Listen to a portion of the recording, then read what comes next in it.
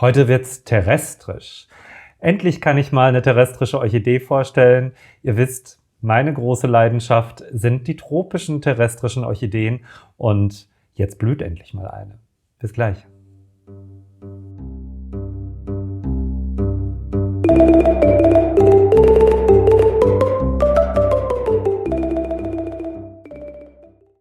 Hi bei Fun with Orchids. Heute geht es endlich um eine terrestrische Orchidee. Ihr wisst, ich liebe terrestrische Orchideen.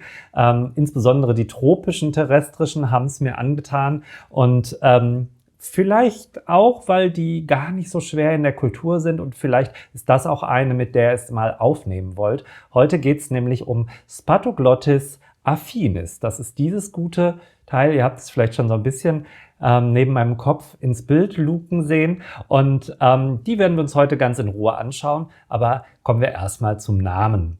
Spatoglottis setzt sich zusammen aus Spata für breites Schwert, Spatel oder auch Hülle und Affine und Glotta für kommt aus dem Griechischen für Zunge. Und das ist wahrscheinlich eine Anspielung auf diese sehr charakteristische Lippe der Orchidee. Ihr seht das in den Detailaufnahmen, blende ich euch auf jeden Fall auch ein, damit ihr kein Detail verpasst. Das ist durchaus ein Erkennungsmerkmal dieser Gattung. Soweit kann man sicherlich gehen. Der Artname affinis kommt aus dem Lateinischen und heißt so viel wie ähnlich oder verwandt. Und das spielt wahrscheinlich darauf an, dass diese Orchidee eine sehr, sehr große Ähnlichkeit zu anderen aus dieser Gattung Spatoglottis hat. Die Gattung insgesamt umfasst 45 registrierte Arten, also bei Kew, und sie wurde 1825 von Carl Ludwig Blume beschrieben oder aufgestellt, und das geschah im Rahmen der Typusart Spatoglottis, im Rahmen der Beschreibung der Typusart Spatoglottis plicata. Und Typusart bedeutet ja, dass es die Art ist, die morphologisch als möglichst repräsentativer Vertreter dieser Gattung festgelegt wurde oder wird. Blume hieß nach seinem Ritterschlag auch Ritter von Blume, war ein deutsch-niederländischer Botaniker, und er hat sich sehr verdient gemacht um die Beschreibung der indonesischen Flora. Und so lebte er auch 7 Jahre auf Java, also Indonesien, aber auch Sumatra, Borneo, Sulawesi, und das gehörte damals alles zu Niederländisch Indien, und das war sicherlich zu der damaligen Zeit ein größeres Abenteuer als heute auf Bali zu leben. Und später war er dann Direktor des Reichsherbariums in den Niederlanden. Und die Gemeinsamkeit dieser Art, dieser Gattung ist im Grunde dass alle Pflanzen terrestrisch wachsen, manchmal auch lithophytisch, wenn sich irgendwie in Steinspalten ausreichend Moos und in so Senken gebildet hat, dann können die auch durchaus so halb lithophytisch gedeihen. Und sie bilden Pseudobulben. Die sieht man auch auf jeden Fall auf den Detailaufnahmen. Die werden auch stattlich groß. Das ist noch eine sehr junge Pflanze. Das sieht man auch an dem überschaubar großen und breiten Laub ganz gut. Aus diesen Pseudobulben entspringen wirklich ziemlich mittig diese sehr lanzettförmigen und so gefalteten, mehrfach gefalteten Blätter. Die sind sehr weichlaubig, also das sind keine sukkulenten Blätter, und die haben auch keine scharfen Kanten, wie manchmal bei so dünnblättrigen Orchideen auch. Und also diese Nervatur auf den Blättern ist weitestgehend parallel. Das seht ihr auch auf den Detailaufnahmen. Und also bei fast allen Arten ist die Lippe am Ende deutlich verbreitet. Daher eben auch dieser Name Spatoglottis. Und Viele Arten sind gelb oder fallen vorrangig gelb aus. Es gibt aber auch Arten, die magenta-pinkfarbene Blüten ausbilden und auch einige, für die Alba-Formen beschrieben sind. Die Art selber, Spatoglottis affinis, wurde 1855 von Wilhelm Hendrik de Vriese beschrieben und der war niederländischer Botaniker und Arzt und ab 1845 auch Leiter des sehr berühmten Hortus Botanicus in Leiden. Ihr habt vielleicht schon davon gehört und ich möchte euch auf jeden Fall auch gerne mal auf einen Trip dahin mitnehmen per Video. Das ist bestimmt ganz spannend und sehenswert dort. Und der war an der Universität Leiden auch Professor und 1957 wurde er nach Niederländisch-Indien geschickt und studierte da primär die Pflanzenwelt Javas, Sri Lankas, der Molukken, aber auch Borneo und Sumatra hat er bereist. Und ja, diese Reisen haben ihn und seine Frau gesundheitlich sehr mitgenommen und die kehrten dann 1861 zurück und ja, er starb kurz nach seiner Frau 1862 bereits mit nicht mal 60 Jahren und da sind wir wieder dabei. Damals waren diejenigen, die diese tollen Schützlinge, die wir heute unser eigen nennen können, entdeckt haben, wirkliche Abenteurer, die einiges auf sich genommen haben für Wissenschaft und für diese wunderschönen Orchideen. So, dann lasst uns mal zur Pflanze selber kommen. Die ist tatsächlich nur in Blüte identifizierbar. Die blüht jetzt zum ersten Mal bei mir. Ich habe die als ganz kleine Pflanze mit einer einzigen Bulbe bekommen. Die hatte ganz, ganz niedriges Laub. Das war vielleicht so hoch. Im Vergleich dazu ist jetzt im zweiten Jahr die Pflanze schon deutlich größer und hat tatsächlich schon geblüht. Ich hätte eher so erst im dritten Jahr damit gerechnet, aber die aktuelle Pseudobulbe, das habe ich vorhin erst gesehen, hat wirklich eine beachtliche Größe, wird man erst beim Austopfen wieder richtig sehen, weil sie relativ tief im Topf sitzt. Die Bulben bleiben aber im Vergleich zu anderen Pseudobulben von Orchideen immer noch vergleichsweise klein. Und sind gerne so in Gruppen angeordnet und sind so leicht zusammengedrückt, kugelig und manchmal auch ein bisschen deformiert, unförmig aus der Form geraten. Und daraus entspringen immer zwei oder mehr so lanzettförmige Blätter, die mindestens 30 Zentimeter lang werden können. Also das ist schon ja, fast mehr als 30 Zentimeter, also das sind dann doch schon relativ große Blätter. Und die haben eben, wie für diese Art typisch, diese Faltung und diese Nervatur, die man tatsächlich auch am Naturstandort ganz gut so im Gras und am Boden identifizieren kann, wenn die Pflanze nicht in Blüte ist. Also man findet die auch in Thailand da habe ich Spatoglottis sowohl in Blüte gesehen, Spatoglottis affinis allerdings nicht. Wenn die Blüte erscheint, kann es sein, dass das Laub schon komplett abgestorben ist. Von dieser Bulbe, aus der überhaupt nicht aus dieser Bulbe entspringt auch der Blütentrieb hier unten. Das seht ihr vielleicht auf den Detailaufnahmen einigermaßen. Ansonsten müsst ihr mir einfach glauben. Manchmal erscheint die Blüte aber auch erst, wenn das Laub tatsächlich schon abgestorben ist. Dann taucht einfach aus dem Boden oder aus dem Topf dieser schöne Blütentrieb auf. Die Wurzeln sind eher faserig, wie das sehr häufig bei terrestrischen Orchideen ist. Also kein Vergleich zu dicken Wurzeln einer Cattleya oder den borstigen Wurzeln von einer Bulbophyllum. Also das sind tatsächlich sehr feine, so grünpflanzentypische weiche Wurzeln. Und die sterben auch gerne in der Ruhezeit fast vollständig ab und bilden sich dann aus den Bulben, wenn es wieder in die heiße Wachstumsphase geht, neu. Die Infloreszenz, die erscheint in der Regel so im Spätsommer, im frühen Herbst, eben ganz an der Basis der Bulbe und arbeitet sich dann, wie ihr seht, auf ungefähr die Höhe des Laubes hoch. Die terrestrischen Orchideen neigen ja dazu, auch sehr hohe Infloreszenzen zu bilden. Das hängt so ein bisschen davon ab, auf welche Bestäuber die abzielen.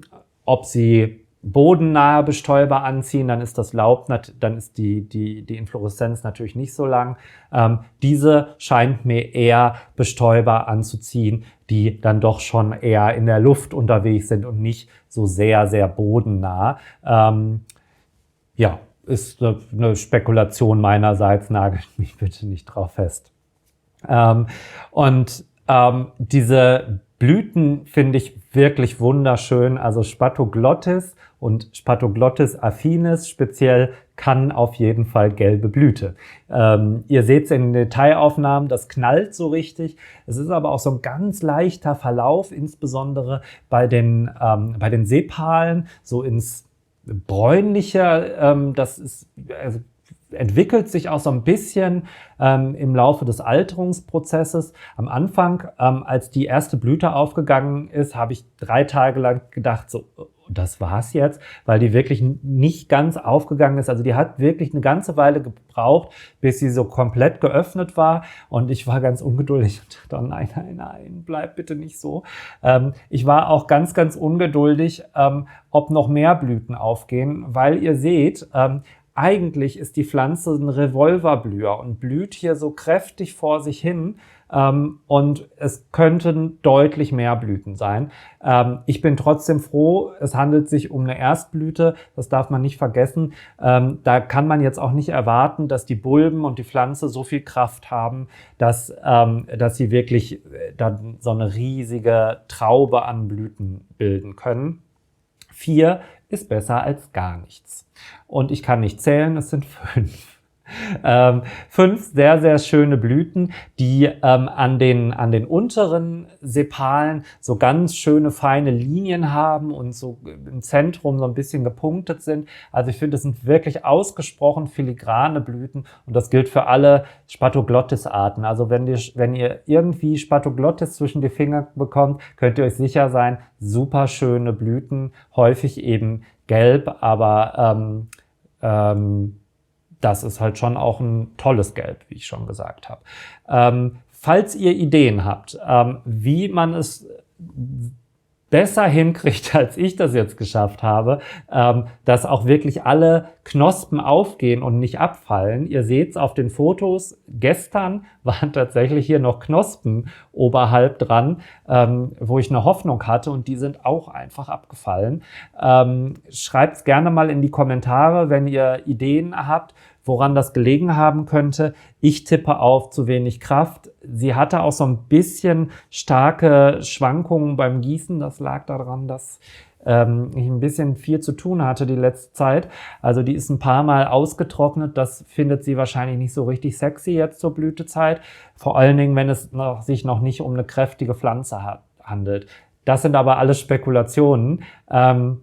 Ihr habt die Pflanze ja nicht 20 Jahre in Kultur, aber vielleicht habt ihr deutlich mehr Erfahrung mit Spatoglottis und schreibt es dann gerne in die Kommentare.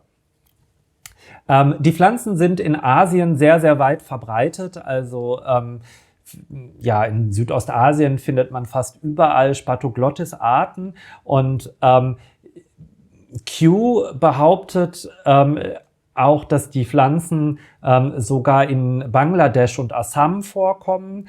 Da konnte ich allerdings keine Herbarbelege zu finden, aber ganz sicher kommt sie in Thailand, Indonesien, Vietnam, Myanmar, Kambodscha und Malaysia vor. Da ist sie auf jeden Fall dokumentiert. Eher so in mittleren Höhenlagen zwischen 600 und 1000 Meter. Die kann also auch so ein bisschen Kühle, profitiert bestimmt auch vom Aufenthalt draußen, aber ist alles andere als winterhart, ist natürlich eine tropische Orchidee. Das heißt, wenn ihr sie auf dem Balkon halten wollt oder im Garten rausstellen wollt, insbesondere wenn es mal beträchtlich größere Pflanzen sind, also die vermehren sich natürlich auch, es kommen immer neue Bulben dazu. Das können dann schon große Gruppen an Bulben werden. Und die Anzahl an neuen Bulben und dann auch an blütentriebigen Bulben, die kann natürlich immer mehr werden. Das können also schöne Kübel- oder Schalenpflanzen werden, aber sie müssen dann, ich würde sagen, spätestens im Oktober so langsam rein, weil die sollte man jetzt nicht in Frostnähe draußen kultivieren. Also spätestens, wenn die Temperaturen noch unter 10 Grad fallen, dann müssen die reinwandern bei den Höhenlagen. Insbesondere von dieser Spathoglottis affinis. Die kommt ganz häufig so in felsigen Habitaten vor, oder in so trockeneren Wäldern mit so recht lichten Baumbestand. Und die mag's nach meiner Erfahrung auch total gerne hell. Also direkte Sonne findet die mit Sicherheit nicht ganz so charmant. Aber mit viel Licht kann sie auf jeden Fall umgehen. Sie steht bei mir nämlich bisher ausschließlich drin und unter sehr kräftigen Growlights. Also ich würde es auch einfach erstmal weiter mit der Zimmerkultur bei ihr versuchen. Wie viele terrestrische Orchideen reagiert die sehr, sehr empfindlich auf Sprühwasser auf dem Laub. Ja, und mag das gar nicht, quittiert das schnell mit braunen Stellen und sie verliert auch ihr Laub komplett, wie alle terrestrischen Orchideen dieser Gattung, meine ich zumindest. Ihr Laub dann am Ende der Saison verlieren und ihr seht das auch hier schon. Die Spitzen werden langsam braun, man kann gar nichts machen. Ich halte sie noch feucht wegen der Blüte und ich würde jetzt mit Abblühen dann das Gießen langsam einstellen. Wir sind also gerade schon mitten im Kulturteil. Also ich würde sagen, am Naturstandort bekommt sie eine sehr trockene Ruhezeit und die gewähre ich ihr natürlich auch. Das heißt, die bleibt wirklich bis zum Neuaustrieb knochentrocken in ihrem Topf. Ich habe mittlerweile mein Substrat für die terrestrischen Orchideen deutlich angepasst. Also am Anfang habe ich die einfach in reines Sphagnum gesetzt. Hier ist noch so ein bisschen Ceramis drin. Also ich weiß nicht, ja, man erkennt es kaum. Ein bisschen Perlite sind im Topf. Mittlerweile füge ich aber mehr Sand hinzu. Also ein spezieller Pflanzensand, der recht grob ist. Der lockert das Substrat auf, aber sorgt trotzdem auch für viel Oberfläche. Und Sphagnum nutze ich aber weiterhin. Ich habe terrestrische Orchideen auch in ganz feiner Rinde mit Ceramis gemischt und ohne Sphagnum. Ich versuche halt, so gut es geht, auf Sphagnum zu verzichten. Also ihr wisst, gute Qualität ist teuer. Was das Ökologische angeht, auch nicht so das Idealste und Zweifelfreiste. Das heißt, meine Bemühung ist schon, immer mehr auf Sphagnum zu verzichten. Ich habe aber bisher wirklich die besten Erfahrungen in sphagnumlastigen Substrat gemacht für die tropischen terrestrischen Orchideen. Ich weiß nicht, ob ihr noch Ideen habt. Was ich noch mal probieren wollte, ist Steinwolle. Steinwollwürfel auszuprobieren für die terrestrischen. Auch ein sehr nachhaltiges Substrat und kann man sehr, sehr lange verwenden, ist formstabil, hat eine gewisse Luftigkeit, hält aber trotzdem sehr, sehr gut die Feuchtigkeit, weil die wollen schon in der Wachstumszeit einfach immer nass sein. Also wenn man jetzt mal am Beispiel Thailands festmacht, da ist einfach in den Sommermonaten Regenzeit und es schüttet immer wieder. Also klar gibt es auch mal trockene Zeiten, also es regnet in der Regenzeit auch nicht 24/7, aber also der Boden insbesondere wird im Grunde nie so richtig trocken in der Zeit und dafür dann eben in der Trockenzeit vollkommen trocken. Es gibt Leute, die terrestrische Orchideen grundsätzlich nach Absterben allen Laubes und Einläuten der Trockenruhe dann auch austopfen und die Bulben die Knollen separat irgendwie, also so wie Tulpenzwiebeln überwintern, also aus dem Substrat komplett rausholen. Ich habe das bisher nicht gemacht, sondern die einfach immer in dem Substrat gelassen, in dem sie den Sommer verbracht haben. Aber nur dann, wenn ich wusste, dass sie auch noch die nächste Saison in diesem Substrat bleiben. Das Blödeste, was passieren kann, ist, dass ihr die Pflanzen dann stört zu Beginn der Saison, wenn sich schon Wurzeln gebildet haben und beim Umtopfen diese empfindlichen, feinen Wurzeln dann kaputt gehen. Das solltet ihr auf jeden Fall vermeiden. Also im besten Fall setzt ihr auf ein formstabiles Substrat, das relativ lange im Topf bleiben kann und wo die Pflanze relativ lange drinstehen kann, dann habt ihr dieses Problem nämlich nicht. Ja, Verfügbarkeit dieser Pflanze, das ist leider schlechter, als ich mir das wünschen würde. Das gilt grundsätzlich ja für terrestrische Orchideen, also für Spatoglottis aber noch mal mehr. Also was man recht viel bekommt, sind Juwelorchideen, die ja auch vorrangig terrestrisch und lithophytisch wachsen.